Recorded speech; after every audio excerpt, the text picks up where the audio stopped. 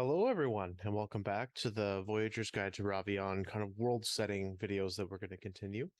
We're going to jump a little bit further from the main document to cover one of the different gods called the Creeping Killer. So, if we go back down along this side, he's quite a ways down. But the Creeping Killer is a little bit more of a fear god.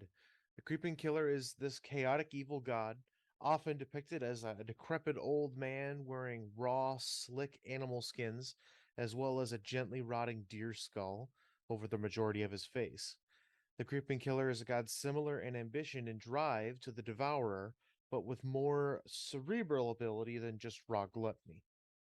The Creeping Killer is a simple being with only one overarching goal: the freedom to roam the world and hunt and consume that which he pleases. Whereas the Devourer's hunger is all encompassing, the Creeping Killer is a little bit more refined, being tempted by the flesh and blood of humanoids, especially the hearts of such beings, as well as their fear. The Creeping Killer was once said to haunt the night, traveling in the shadows to kill and feast on unwary travelers. This Creeping Killer god is driven by his hunger, but not ruled by it. That is the main difference between him and the Devourer. He is capable of planning and forethought and uses his tactical knowledge to drive people to commit horrible acts, if only to weaken themselves before he can feast. It is a dark god with little need for devout followers other than to support his efforts to feast. Seeing as the god's main feeding process was said to be a long game where he would torment his prey, driving fear into their hearts that he might feast on their fear before he feasts on their flesh. The Creeping Killer therefore benefits from a certain level of palatable fear, ambient in the world, to sustain him as he's locked out of the material plane. The followers of the Creeping Killer work to sow this fear and terror into the hearts and minds of people, and some of the more peaceful of the Creeping Killer's followers spread myths of terror on the road, and some even just work to enact them. But the much more violent and in-depth following takes a step further than telling ghost stories to keep this ambient fear heightened. These followers spread this myth and terror on the road and then work to enact them. They enact them by being his presence in the world, turning to terrorism and cannibalism in the name of their god.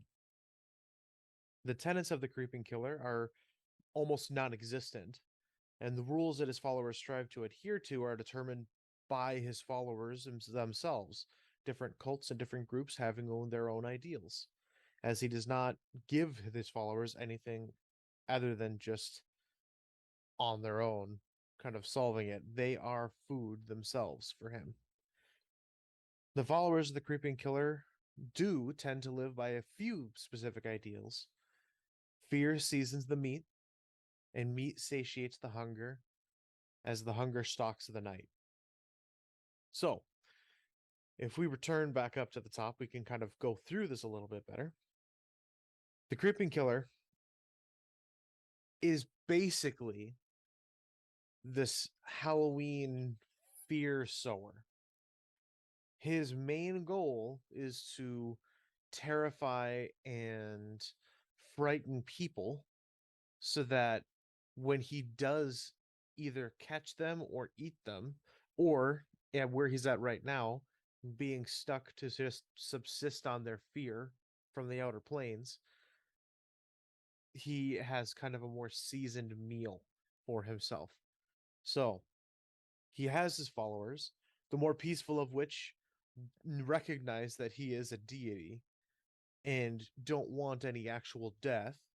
So they will scare people and they will kind of torment them, telling ghost stories, scaring them on the road, but they won't actually do anything to them. Kind of a cat chasing a mouse that if they were to ever catch it, they have no idea what to do with it then. These people, if they were to catch a group of travelers, would let them go. Their fear, fine enough, because that's their only goal. Keep this god placated. The more and I hesitate to say devout, but the more zealotous followers of this creeping killer are a little bit more violent and intense. They do all of these same things, torment people on the road, tell stories, but they do tend to find different cults of people uh, that already exists and utilize the cult's organizational structure to cause additional terror. They might not be a part of the cults, but they might be able to use it to sow fear. They may be able to take another organization or even just a regular organization outside of something like a religious cult or anything else and use it to sow fear. So they're plenty happy to twist something that is good into something that causes fear to another group of people. At the same time, they on the road are plenty happy to catch the mouse. If they were to catch the mouse, they can ritual sacrifice it. So they will end up sacrificing the travelers that they torment, usually spending a fair amount of time tormenting them, chasing them down the road, using different means of fear, inducing this fear within their prey before capturing them, and most often cutting out their heart and sacrifice to their god. Kind of at the height of this fear, this meat has been seasoned perfectly for their god. So both groups have some different depth to them.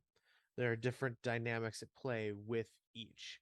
Violent or non-violent, you can use this god's followers to accomplish a few different things. Especially as you get into more of the Halloween season. It'll be coming up next week.